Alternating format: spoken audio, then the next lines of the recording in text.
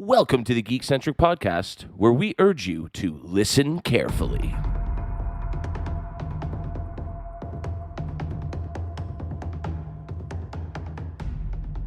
What's up, geeks? My name is Kev, and if you've ever wondered what would happen if you mashed together Colin Farrell's phone booth with Halle Berry's The Call, do we have the movie for you?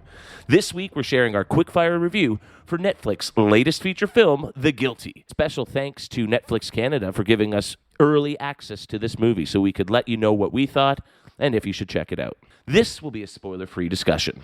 Joining me, as always, are my two co-hosts. Someone call 911 because these guys are burning up the podcast airwaves. Justin and Nate. What's up, guys? How we doing? Burning them up, Kevin. Such an emergency. Get them on it. Movie. Oh my gosh. All right. The film takes place over the course of a single morning in a 911 dispatch call center. Call operator Joe Bailey tries to save a caller in grave danger, but soon discovers that nothing is as it seems, and facing the truth is the only way out. Starring Jake Gyllenhaal, Peter Sarsgaard, and Riley Keough, the film was written by Nick Pizzolatto and directed by Antoine Fuqua. Gentlemen, what were your initial thoughts on this new thriller from Netflix? Yeah, I mean, listen, we don't got much time, I'm sure, before the next caller calls in with their distressful call. You know what? I was actually so shocked by, and it's not a spoiler to say, but how often 911 operators get calls like that. Like, does it actually happen that often? I think probably in LA you would be extremely busy in that position, I would imagine. Oh my gosh. I think that was part of the reason why they chose LA.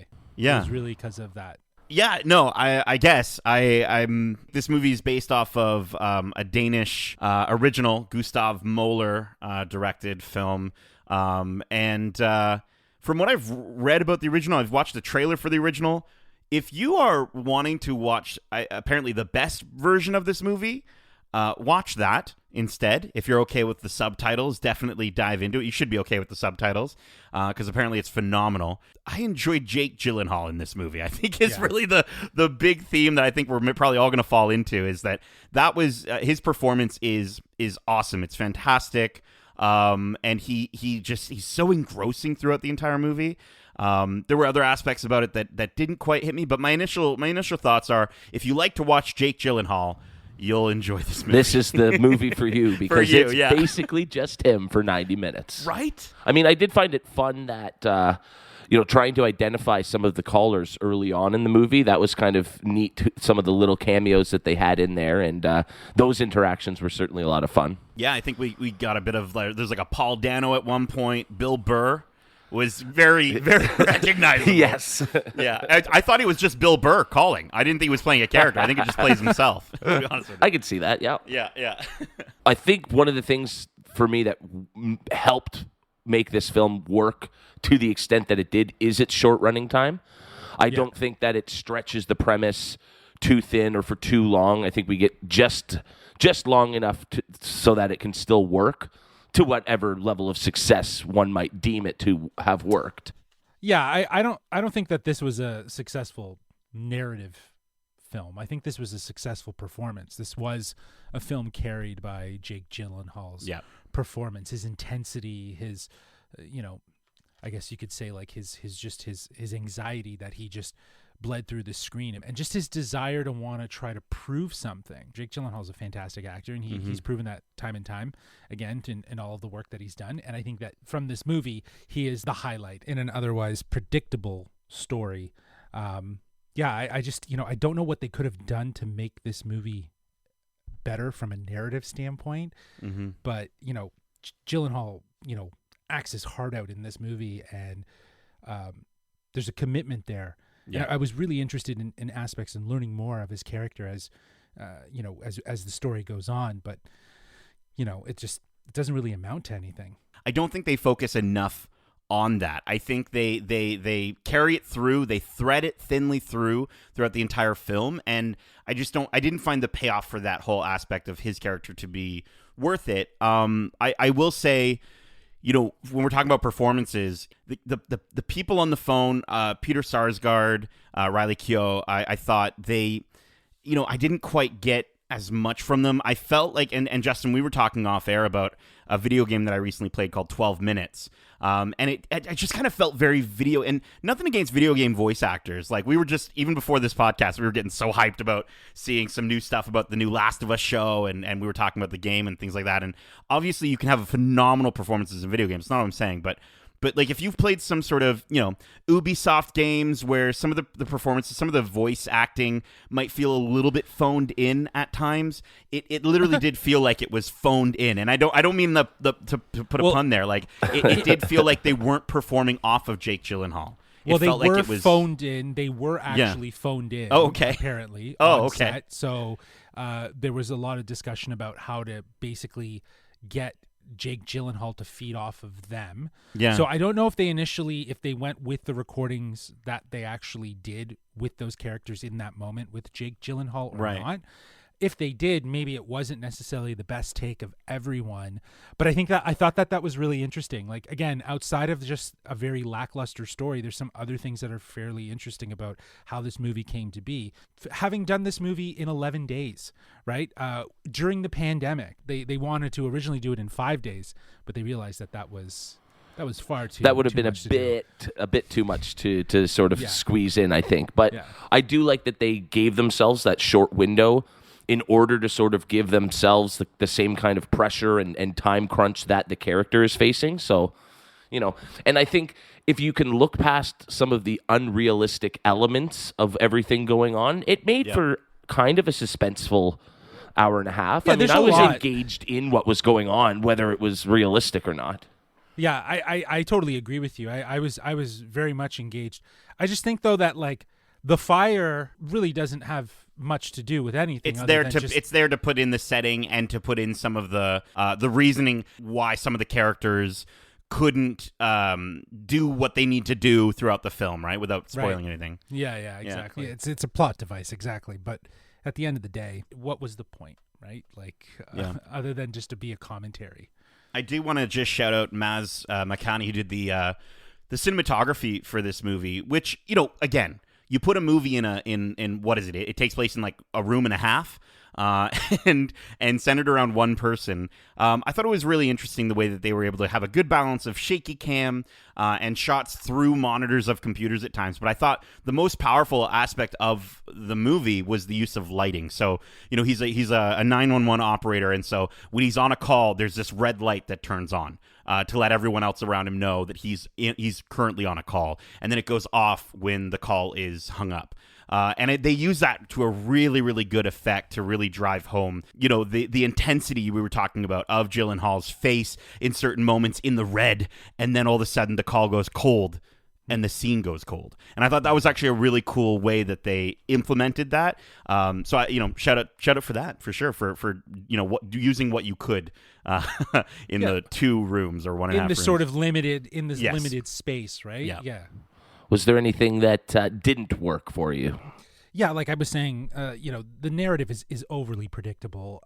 I think, I get what they were trying to do with some of the twists and turns, but I don't know if there was enough given in this movie for us to really appreciate that. And, like, I don't know what you could have done differently, because this is really a character study about Joe and his life and what he's dealing with. So if you involved more of the people that he worked with in the story, then it becomes about Joe and where he works. If you start interacting the girl that he's trying to save, then it becomes, about Joe and her story and that sort of intersecting point. I just, again, I don't know what they could have done differently, but the story really fell flat for me, and it was just overly predictable, and I don't know. That was my sticking point. Well, I think, if we were supposed to sort of slowly learn more about this character, it's interesting that his resolution is played out over the end credits. It doesn't even make it into the movie itself, So how important really was that element to the story if that's the way they decided to sort of share that with us? I do agree with you in the sense that, unfortunately, it just doesn't land as much as I think it was intended to, especially given when this movie was shot and when it takes place. I hearing the idea that it was shot, obviously over the pandemic, there was a lot of limitations in terms of what they could do. I think that's, you could look at that one way and sort of say, well, we'll give them a pass for that. But I also think, like, you know what, make the movie you want to make when you can make it. Wait for it to open up if you want to wait for it to open up. I'm not sure the exact situation in terms of how the movie was made specifically, but to your point, Justin, I would have loved to have seen more scenes of other characters, because it is so difficult when you're putting these voice performances up against Jake Gyllenhaal's performance, and you see such an imbalance there, because every time they would go to these characters on the phone, I was engaged in the performance of Jake Gyllenhaal, listening to these sort of less engaging, sort of very, unfortunately, not really realistic dialogue sounding characters. And that took me out of it quite a few times throughout the movie. And that that would be something that definitely didn't work. Well, and we talked about, I made the joke earlier about, how this is very much like Phone Booth. And even in that one, they were able to cut away to where you wouldn't see Kiefer Sutherland himself, but you were in the room with him as he was interacting. And so that just allowed for a stronger performance from another character other than just Colin Farrell's, right? Whereas in this one, because of what they chose to do in terms of keeping it all in that room with Jake, the other voice acting performances weren't able to shine through. Yeah, no, I totally agree. And I think that's why the voice acting performances weren't as elevated. As Nate pointed out, you have their voices going up against Jake Gyllenhaal's dominant, intense acting on screen. Like, he's literally dominating picture, while their voices are just simply served as kind of additional elements in the scene. So yeah, I think that's part of the reason why those voice actors don't land. It would have almost been better if it wasn't Jake Gyllenhaal. If it was somebody that was maybe more of maybe a lesser actor that was doing that. Yeah, performance. but I don't think and then this movie would really suffer. Yes, right? If you don't have that powerhouse performance, like, I just thought it was to sink your teeth into. At the point, the only thing that I really enjoyed about this movie beyond that is Jake Gyllenhaal, sure. right? So if you take him out of the equation, then it's like this movie would really suffer. Well, according to the movie, broken people save broken people. In our case, this broken person is going to save this broken podcast from running on too long. Let's get to our final scores for the film. You okay, Kevin? I'm okay. Okay. Let's get to our scores, which we'll be rating out of 5 slithering stomach snakes. Oh, gosh. Oh, God.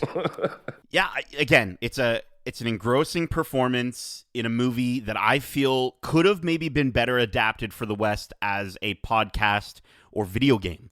I thought, how cool would it be if we were experiencing this with maybe Jake Gyllenhaal in it, mocap or whatever you want to do.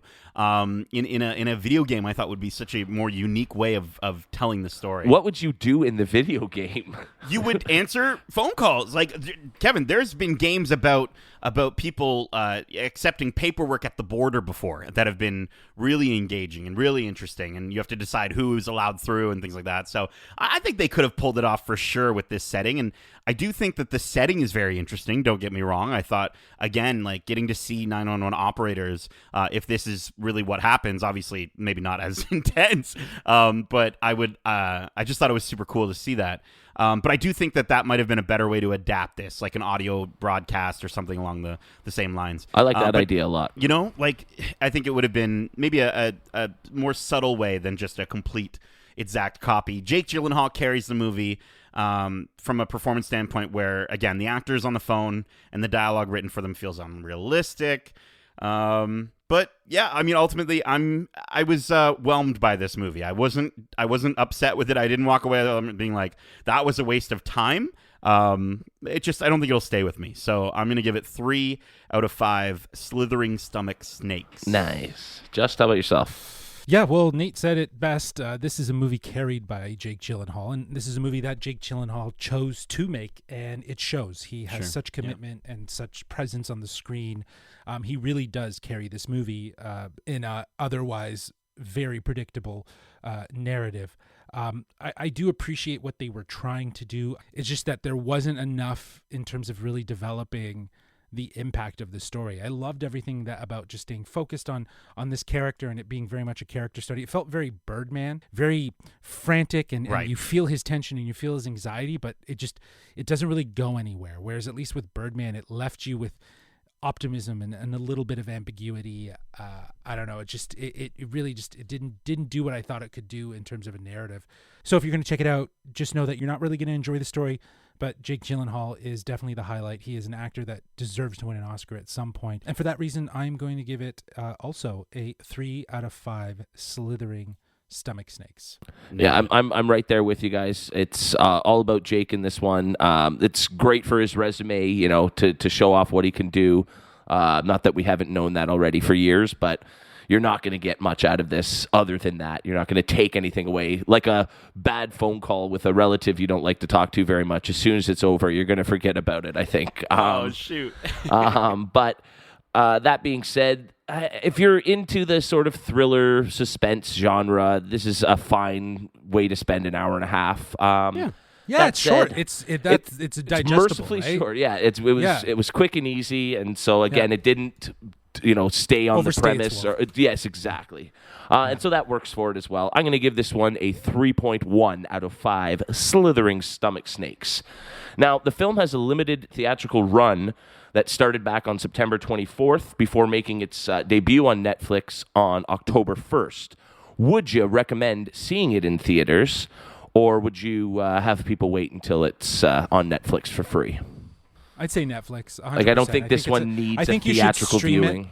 Yeah, I don't think I could see how it might drive home the intensity, that anxiety feeling, with the sounds and all the design that goes into it. But that being said, I do think that you could probably stream this at home comfortably, create the right environment for doing so, put the phone on D&D, and just really hone in and focus on this movie. And yeah, I think it's a really enjoyable. I watched it with noise canceling headphones, and I really enjoyed it through stream. I don't know. Here's the thing. The only thing I will say about the theater, because you just called it, I do kind of like the idea of having that sort of almost, you're able to align with the character in a sense of I'm in this room. I'm not going to leave this room until this is over. And I kind of like that idea where, obviously if you're watching on Netflix, you can pause, you can go to the bathroom. I might be split on this one with you, Justin. I actually think the theater might be a better option, but I would say go on a cheap Tuesday, maybe. Save yourself some money. You don't need to do I don't think this is playing in IMAX, but you don't need to go and go ball out for it. So I would say go to the theater for it, or it could be a different experience for how you experience the story. But I still think you'll be underwhelmed. Shoot. Well, there you have it, our spoiler-free quick-fire review for The Guilty. Thanks for tuning in wherever you listen to podcasts. If you haven't already, be sure to subscribe and leave us a glowing review, or we might have to call 911 on your ass. We have a ton of other great content for you to check out. This movie takes place over the course of a single morning, but to listen to all of our amazing stuff would take a lot longer than that. We'd also love to know if you're going to be checking this out in theaters, on Netflix, and then what you thought of it. While you can't call us to let us know, you can certainly email us at wearegeekcentric@gmail.com. Or if that'll take too long, hit us up on Twitter at GeekcentricYT and on Instagram at wearegeekcentric. Justin, Nate, and everyone listening, I appreciate you. And until next time, keep it geeky.